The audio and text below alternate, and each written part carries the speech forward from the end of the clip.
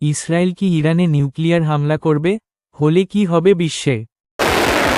আসসালামু আলাইকুম প্রিয় দর্শক, স্বাগতম আপনাদের আজকের ভয়ঙ্কর কিন্তু গুরুত্বপূর্ণ বিশ্লেষণে। আজ আমরা আলোচনা করব ইসরায়েল কি সত্যিই ইরানে নিউক্লিয়ার বোমা ব্যবহার করতে পারে?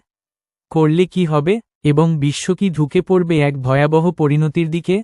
শেষ পর্যন্ত দেখুন, কারণ এই ভিডিওর শেষ অংশ আপনাকে অবাক করবে। বর্তমানে মধ্যপ্রাচ্যে উত্তেজনা এখন চরমে। ইসরায়েল বনাম ইরান সরাসরি সংঘর্ষের আশঙ্কা এবং এর সাথে যুক্ত বড় শক্তিগুলো। বিশ্লেষকরা বলছেন এই সংঘাত এখন শুধু আঞ্চলিক নয়, বৈশ্বিক। নিউক্লিয়ার হামলার আলোচনা কেন? কিছু বিশ্লেষক ও সাবেক কর্মকর্তারা দাবি করেছেন ইসরায়েল চরম পরিস্থিতিতে ওয়েপন্স অফ মাস ডিস্ট্রাকশন ব্যবহার করতে পারে। এখানে গুরুত্বপূর্ণ নাম জোক অ্যান্ড জন মেশাইমা, তবে মনে রাখতে হবে এগুলো বিশ্লেষণ, নিশ্চিত তথ্য নয়। ইসরায়েলের বাস্তব সক্ষমতা অর্জন অনেকেই একটি আনডিক্লেয়ার্ড নিউক্লিয়ার পাওয়ার মনে করেন। তারা আনুষ্ঠানিকভাবে স্বীকার করেনি, কিন্তু ধারণা করা হয় তাদের পারমাণবিক অস্ত্র আছে। তবে নিউক্লিয়ার ব্যবহার করা মানে আন্তর্জাতিক আইন লঙ্ঘন, ভয়াবহ প্রতিক্রিয়া, বৈশ্বিক চাপ। ইসরায়েল পারমাণবিক অস্ত্র বিস্তার রোধ চুক্তি এনপিটি স্বাক্ষরকারী কোনো দেশ নয়।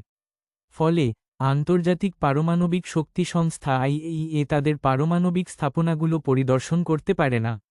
ধারণা করা হয় দিমোনা এলাকায় অবস্থিত নেগেভ নিউক্লিয়ার রিসার্চ সেন্টার থেকে ইসরায়েল তাদের পারমাণবিক কর্মসূচির উপাদান উৎপাদন করে। বাস্তবে ইসরায়েলের এই অঘোষিত পারমাণবিক অবস্থান মধ্যপ্রাচ্যের ভূ-রাজনীতিতে একটি গুরুত্বপূর্ণ বিষয়। ইসরায়েল যদিও নিউক্লিয়ার সমৃদ্ধিকরণ বারবার অস্বীকার করে যাচ্ছে, পাশাপাশি মধ্যপ্রাচ্যের রাজনীতিতে নিজের অস্তিত্ব টিকিয়ে রাখতে সম্ভাব্য প্রতিক্রিয়া। প্রফেসর থিওডর পোস্টাল বিশ্লেষণ করেছেন, যদি ইরানে নিউক্লিয়ার হামলা হয় তাহলে দ্রুত প্রতিক্রিয়া আসতে পারে। এই ক্ষেত্রে বাস্তবতা হল ইরানের পারমাণবিক কর্মসূচি এবং সক্ষমতা বর্তমানে আন্তর্জাতিক রাজনীতিতে একটি অত্যন্ত জটিল ও বিতর্কিত বিষয়।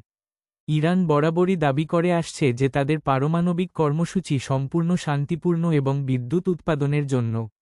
অনেক বিশেষজ্ঞ মনে করেন ইরানের কাছে পারমাণবিক অস্ত্র তৈরির প্রযুক্তিগত সক্ষমতা এবং পর্যাপ্ত সমৃদ্ধ ইউরেনিয়াম 60% পর্যন্ত রয়েছে। ইরান চাইলে খুব অল্প সময়ের মধ্যে, সম্ভবত কয়েক সপ্তাহ বা তারও কম সময়ে, পারমাণবিক অস্ত্র তৈরির জন্য প্রয়োজনীয় উপকরণ বা ব্রেকআউট সক্ষমতা অর্জন করতে পারে। বুশেহর হল ইরানের একমাত্র কার্যকর পারমাণবিক বিদ্যুৎ কেন্দ্র, যা রাশিয়ার সহায়তায় চালু করা হয়েছে।